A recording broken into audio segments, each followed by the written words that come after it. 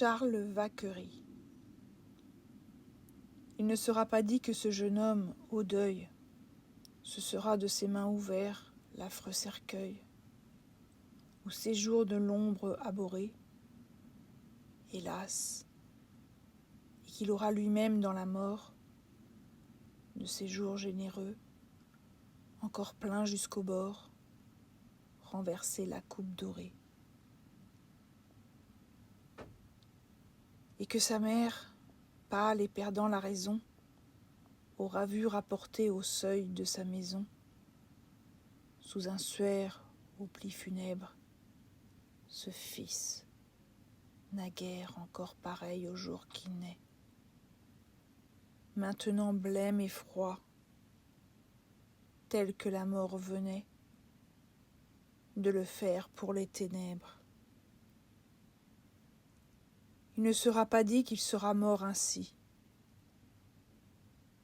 qu'il aura, cœur profond et par l'amour saisi, donné sa vie à ma colombe, et qu'il l'aura suivi au lieu morne et voilé, sans que la voix du Père à genoux ait parlé à cette âme dans cette tombe. En présence de tant d'amour et de vertu, il ne sera pas dit que je me serais tue. Moi qu'attendent les mots sans nombre, que je n'aurais point mis sur ma bière un flambeau, et que je n'aurais pas devant son noir tombeau fait asseoir une strophe sombre. N'ayant pu la sauver, il a voulu mourir. Sois béni, toi qui, jeune, à l'âge où vient s'offrir l'espérance joyeuse encore, pouvant rester, survivre, épuiser tes printemps, ayant devant les yeux l'azur de tes 20 ans et le sourire de l'aurore. À tout ce que promet la jeunesse, au plaisir, aux nouvelles amours, aux oublieux désirs, par qui toute peine est bannie, à l'avenir, trésor des jours à peine éclos, à la vie, au soleil, préféra sous les flots l'étreinte de cette agonie. Oh, quelle sombre joie à être charmant de se voir embrassé au suprême moment par ton doux désespoir fidèle. La pauvre âme a souri dans l'angoisse en sentant à travers l'eau sinistre et l'effroyable instant que tu t'en venais avec elle. Leurs âmes se parlaient sous les vagues rumeurs. « Que fais-tu » disait-elle.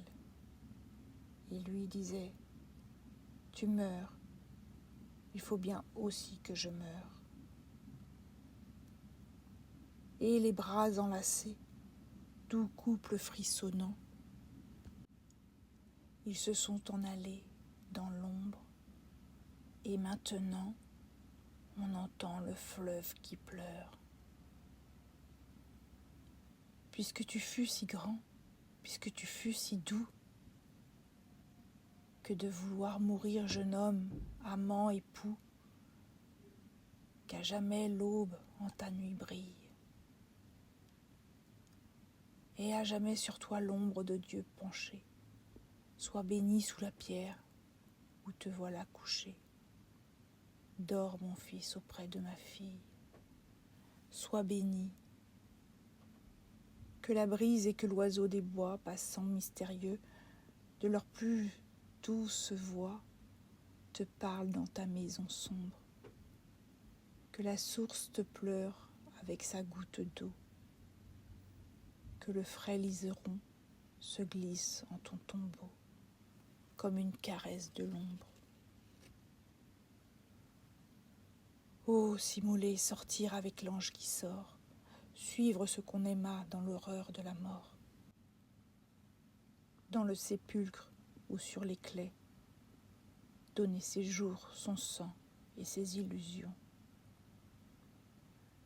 Jésus baise en pleurant ses saintes actions, avec les lèvres de ses plaies. Rien n'égale ici-bas, rien n'atteint sous les cieux ces héros, doucement saignants et radieux. Amour, qui n'ont que toi pour règle, le génie à l'œil fixe, au vaste élan vainqueur, lui-même est dépassé par ses essors du cœur. L'ange vole plus haut que l'aigle, dort. Ô mes douloureux et sombres bien-aimés, dormez le chaste hymen du sépulcre, dormez. Dormez au bruit du flot qui gronde tandis que l'homme souffre et que le vent lointain chasse les noirs vivants à travers le destin et les marins à travers l'onde.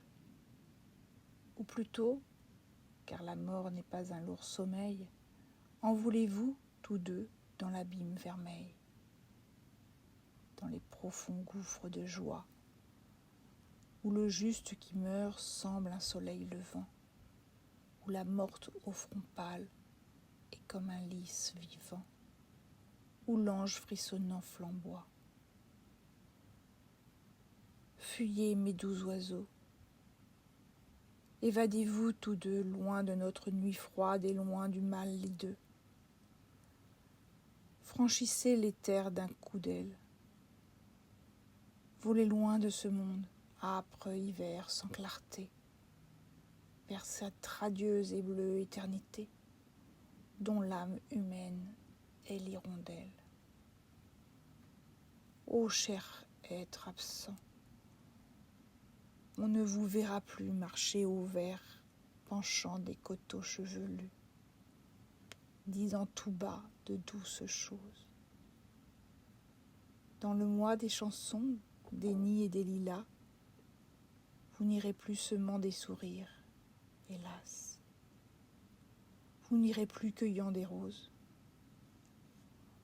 On ne vous verra plus dans ces sentiers joyeux, errer, et comme si vous évitiez les yeux de l'horizon vaste et superbe. Cherchez l'obscur asile et le taillis profond, où passent des rayons qui tremblent et qui font des taches de soleil sur l'herbe. Villequier, Caudebec et tous ces frais vallons ne vous entendront plus vous écrier.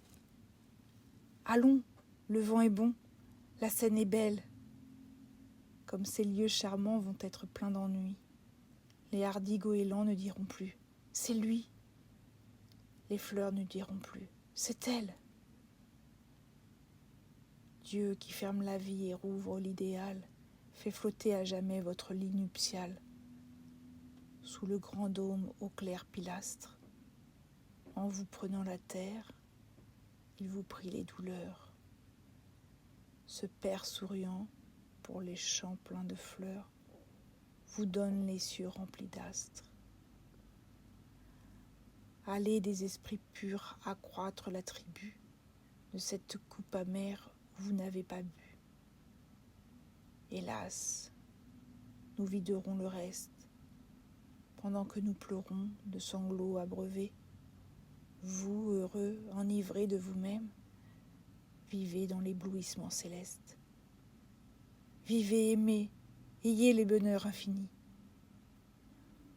Ô les anges pensifs, bénissants et bénis, savent seuls, sous les sacrés voiles, ce qu'il entre d'extase et d'ombre et de ciel bleu. Dans l'éternel baiser de deux âmes que Dieu tout à coup change en deux étoiles. Jersey, 4 septembre 1852.